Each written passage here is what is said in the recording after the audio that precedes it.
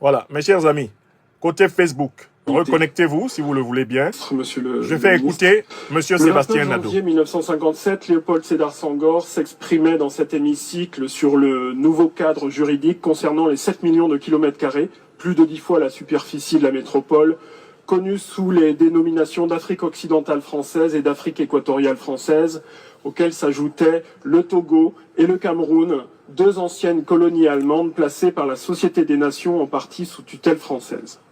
S'inquiétant de la volonté manifeste du pouvoir central parisien déjà de balkaniser l'Afrique noire et d'assez mal régler la nature des liens qui devraient désormais unir les peuples d'Afrique aux peuples de France, Léopold Sédar Senghor terminait néanmoins son discours par une note d'espoir. Je vous dis que la France est un arbre vivant, ce n'est pas du bois mort promis à la cognée. La récente gifle infligée par le Mali au gouvernement français nous dit autre chose. En venant bien trop tardivement au Parlement, parce qu'il est trop tard, vous vous êtes privé de l'avis éclairé du peuple de France qui vous aurait dit il y a fort longtemps que c'est assez de cette guerre. Le Mali, pays souverain, nous demande de partir. Notre seule solution est donc de partir. Mais le mal est fait. La gifle du Mali, c'est l'illustration d'un joli discours du président Macron en 2018 à Ouagadougou qui se fracasse à l'approche des réalités. Mais comment disserter une heure durant sur la relation de la France à l'Afrique en feignant d'ignorer que la France, c'est d'abord et avant tout des militaires, des fusils, des drones et des bombes en Afrique? La gifle du Mali, c'est la réponse au cynisme, à l'arrogance et l'exploitation rapace made in France. Mais voilà les valeurs de la France qu'on mesure au quotidien quand on vit au Sahel et dans toute la région. Et à ceux qui viennent en France, la maltraitance d'État pour ces migrants pas assez riches ou trop noirs. On dit qu'on combat chez eux le terrorisme, mais on leur refuse un titre de séjour parce qu'ils vivent dans un pays sûr. Amen. La gifle du Mali, elle va à la pensée libérale interventionniste, teigneuse et belliqueuse de la France, celle qui ne drague que le dictateur africain et son potentiel militaire. La gifle du Mali, elle va à l'État français qui a privatisé sa politique étrangère pour l'intérêt de quelques capitaines d'industrie arrogants, quand le peuple de France, lui, n'en bénéficie plus. La gifle du Mali est également destinée à notre système médiatico-politique. Ministres et parlementaires godillots, plateaux de France 24, RFI ou de la chaîne parlementaire célèbrent dans une connivence coupable leurs mensonges pour nous expliquer que certains troisième mandats sont bons, d'autres pas, certains putschistes défendent la liberté aux côtés de la France et d'autres pas, la com pour seule boussole. Les réseaux sociaux ont balayé la propagande française cachée derrière ce marketing ridicule du pays des droits de l'homme et de la démocratie, quand nous sommes en réalité le troisième pays le plus gros vendeur d'engins de la mort de la planète. La gifle du Mali, c'est le réveil d'une conscience nationale malheureusement cimentée par ce sentiment anti-français que vous avez continué de laisser prospérer. Être continuateur de l'erreur, c'est commettre l'erreur en l'aggravant. La gifle du Mali, c'est le signal donné à tous les autres pour en faire de même. Tchad, Niger, Burkina, Mauritanie, Sénégal, Cameroun, Côte d'Ivoire, Gabon, Congo viendront à leur tour. Mais pourra-t-on leur donner tort? Notre mauvaise malice en Afrique a une histoire coloniale. Notre mauvaise malice en Afrique a une histoire prédatrice et aussi clientéliste. Un seul exemple. En 1953, Sylvanus Olympio, président du Togo, lequel avait eu l'audace de déclarer à l'AFP « Je vais faire mon possible pour que mon pays se passe de la France », est assassiné. Et depuis, la France exerce une pression violente, ultra-violente et constante sur le Togo. Toujours dans le camp du dictateur, toujours avec l'oppresseur, toujours contre le peuple togolais. Rien d'étonnant à cela. Plus la France s'adresse à un petit pays, plus sa prédation est immense.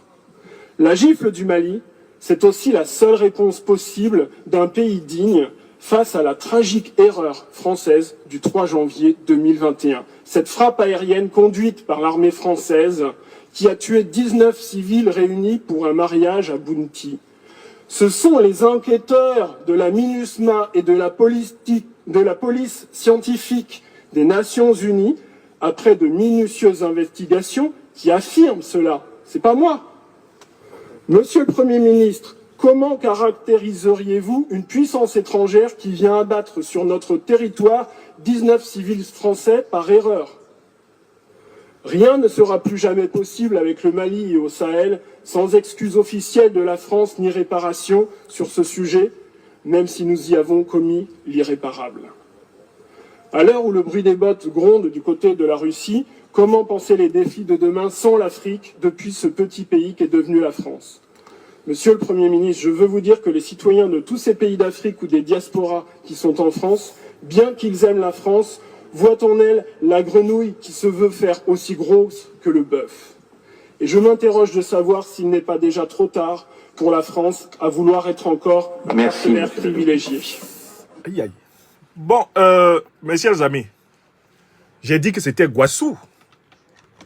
Moi, j'ai rien dit. C'est Sébastien Nadeau qui a parlé, député français devant l'Assemblée nationale française. Si moi je dis ça là, n'est-ce pas que vous allez commencer à craindre même que je ne vais pas voir demain? Si moi je dis ça là, n'est-ce pas qu'on va dire que je suis un ennemi de la France? Si moi je dis ça, on va dire que je promeux le sentiment anti-français. Je suis un haineux. Si c'est moi qui dis ça, n'est-ce pas qu'on va dire que je suis ingrat? Je vis en France. Je vis grâce à la France. Je vis de la France et je critique la France. Si moi je dis ça, on ne va pas me dire, comme on a dit à Bilongo, retourne en Afrique. Si moi je dis ça, ne suis-je pas le pire des citoyens adoptifs de France? Heureusement qu'il y a des hommes, des justes, comme Sébastien Nadeau, qui peuvent reconnaître la souffrance de leurs frères en humanité, de leurs sœurs en humanité. Heureusement qu'il y a des hommes et des femmes en tout pays, ce qu'on appelle les justes, qui peuvent se lever et dire la vérité, y compris au risque de leurs intérêts et de leur vie. C'est à cause d'hommes comme Sébastien Nadeau que ça vaut encore la peine d'être un être humain et d'être dans ce monde.